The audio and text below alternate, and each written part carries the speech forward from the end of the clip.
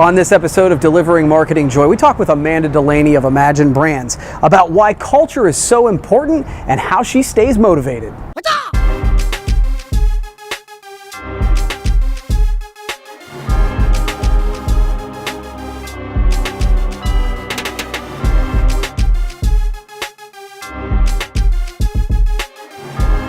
Hey there, and welcome to another edition of Delivering Marketing Joy. I'm your host, Kirby Hasseman, and with me today is such an awesome person, a rock star here in the industry, Amanda Delaney. She's a regional sales for Imagine Brands. Amanda, thanks so much for taking the time.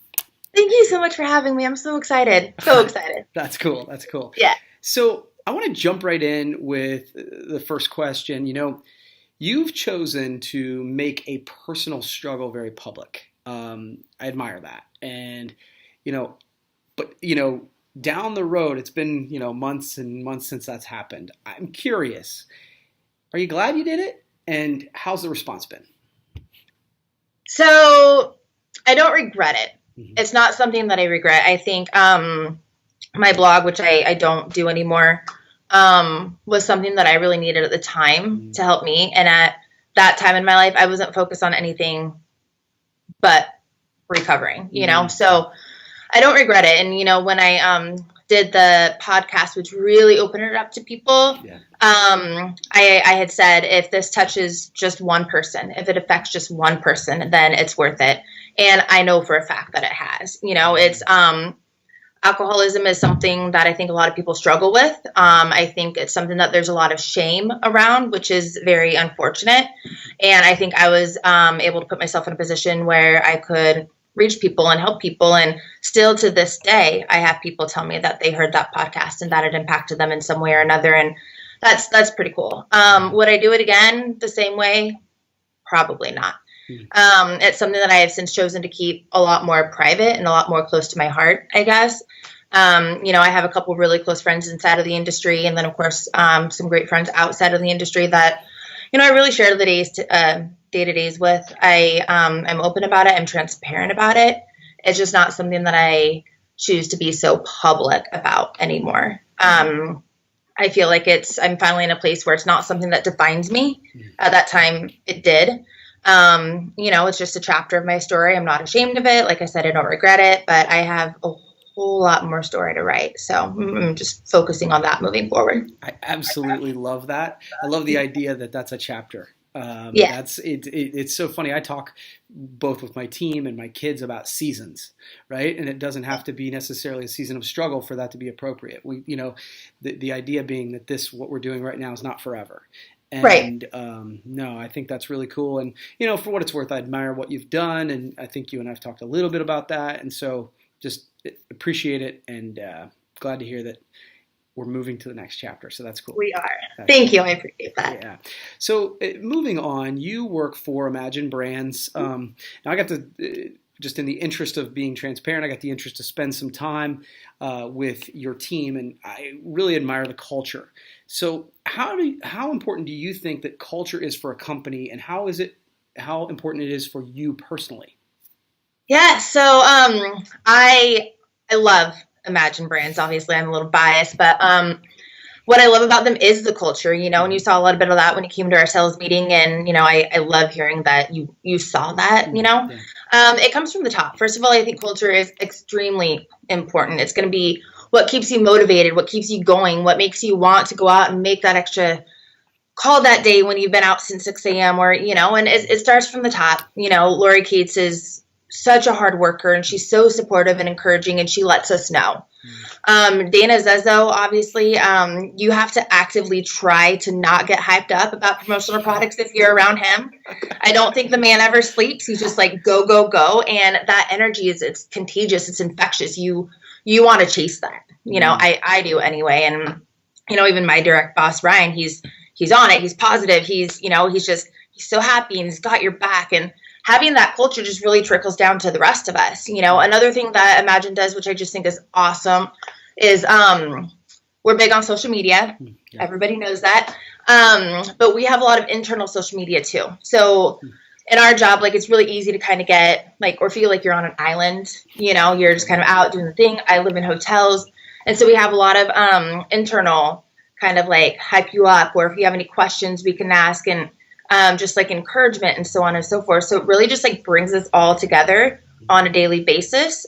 And that's huge. It just really reminds you that you're not alone, that you're not out here doing this thing alone. It's everybody else is excited and encouraging, and it just makes you want to be the same way. Like it really gives me that drive and motivation. I think that's what, we have a lot of great competition out there. I think that's one thing that sets Imagine Brands apart, is that we are focused on that energy and on that culture. And, we're a family, we some of us barely know each other, but we're in it together. We're in it for the long haul. And it's such a cool thing to be a part of. It really is. Yeah, it really is. And I think a lot of people in the industry, Lori is certainly well known, Dana's certainly well known, but like I said, I got a chance to see it from a little bit behind the scenes, and it was just cool. The energy, as being a speaker, you really feed off that, and it was a fun event to speak at for sure. So you did fantastic, by the way. We were talking about you like for a day after you left. It was cool. I appreciate that. That. But you kind of alluded to my final question, and you're in the sales life, and it can be a grind, right? So what are some things you do to keep you inspired and motivated? Yeah, so my job is not routine, right? There's nothing routine about what I do. I think you really have to love what you do to be in this position, which I obviously do. But there's nothing routine. I'll have the most planned out days that will fall apart, and I'll have the most chaotic days that are the most productive. So I think what I do to really like keep myself balanced is I try to find routine in the things that I do have control over. So if I'm on the road, I work out. If I wake up in a hotel, the first thing I'm doing that morning is going to the gym. It's a little harder on the weekends when I'm actually home in my own bed for the first time all week. But if I wake up in a hotel, I work out, I drink my subpar hotel coffee. That's extra expensive. That's extra expensive. And I check my emails, and I do that before I really get ready for my day. So that's kind of my morning routine. And then I go out and I do my thing. I come back, of course, have follow-up. I do the same 10-minute guided meditation every night before I go to bed. It sounds simple. It's nothing too crazy, but those two things, just like if I'm on the road starting my day like that and then ending my days like that, it just really kind of keeps me balanced and it helps. And I just, I stay in constant contact with God, and I grind it out. And then when I'm home, like I was thinking about this after you asked me this too, when I'm home, I try to put the work down a little bit. I try.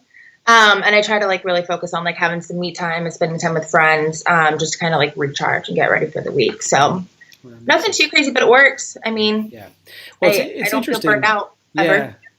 The idea of routines is super interesting to me, and I always admire people who are on the road all the time, because it's funny. I actually am very much a routine person, but I'm not on the road like you are all the time. So when I find myself in Vegas or, traveling and stuff like that, I so struggle with those routines, and it throws me off my game. So I totally understand where you're coming from, because like by the time I get back from Vegas, I just I just want to do the things I do every morning. So I admire you being able to do that on the road, because it's weird. This has almost become my routine. I've been doing it for a while, and if I'm home for too long, I almost get restless. I work well on the road, so I guess hopefully that makes me better at what I do. But For sure. Well, cool. You've answered my 3 questions, so you get to ask me one question. I'm a little nervous based on your reaction, but all right. Don't be nervous. It might sound kind of simple. So I was really trying to think of like this great question, but a lot of questions I had for you, I've heard your answers to.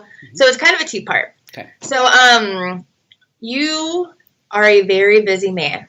I don't think you ever sleep either. And it's no secret that you're an avid book reader. So I want to know, first of all, why is reading so important to you? Because you obviously have to carve out time to read as many books as I, see you reading on social media. So why is it so important to you? And second, how do you have time to read as much as you read? No, that's a great question. I'm really glad you asked it. So a couple things. Why is it important to me? It started, I've always enjoyed reading. Okay, so I know there are people who don't have that, but I always have.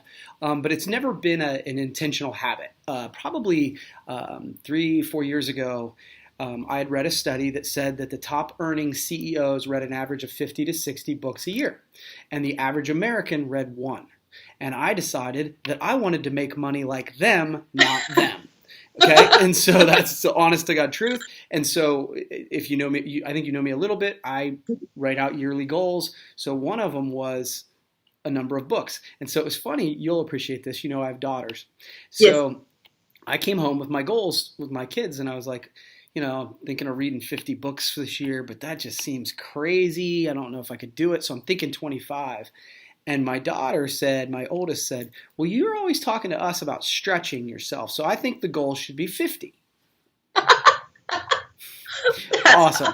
Okay, so I was like, 50 it is. Oh, that's great. So that year, that's why I started the process. Now, what I will tell you is that it's been transformational. So it's amazing how many different ideas you get out of it, and especially if you're really digging into it and you're doing it on a regular basis. For me, I changed the way we account for our business. I changed the way I did marketing. It was like every book started to turn. Now, granted, there are some books that suck, but for the most part, you get, especially if you keep rolling on it, you're going to get some good ones. So now to the second part of your question, how do I have time to read so many books? Number one, I make time, right? Like that's the honest answer. I do really try to carve out. Number two, I get rid of stupid rules. I feel like we build up our own rules as like, well, I have to read every book or every page of the book and If you get 75% of the way through a book and it sucks, there's a point at which you go, okay, close enough. Right. The other thing I do is the other rule, if it's audiobooks, don't count. Well, who says? Like, that's dumb. So I use audiobooks. And so when I'm on the treadmill, when I'm driving to my next appointment, like I carve out time there. That made all the difference. Like, and honestly, that's the other thing. Fiction books don't count. Who says? Get rid of dumb rules. Books that aren't like, the book from Seth Godin where it was kind of an art, there was a lot of pictures and stuff. Like, graphic novels don't count. Who says? Like, you know what I mean? I think you read and do things that inspire you, just like you were talking about with weekends that you need to get with friends and it recharges you. Well, you know what? I just finished a Dan Brown novel. It counts. It's something that recharges me and allows me to jump into the more heavy books. So those are. It's probably a long answer to your question. But, no, those are great answers. I love it. I like how it started. Okay. I like how the whole thing. Started. My daughter called me to task on something. Yeah, go Skylar. All right. Well, cool. Amanda, thank you so much for taking the time. I really appreciate it. We'll have to do it again. Okay. Yes, let's definitely do it again. Okay. Well, that's gonna wrap up this edition of Delivering Marketing Joy. We'll see you next time.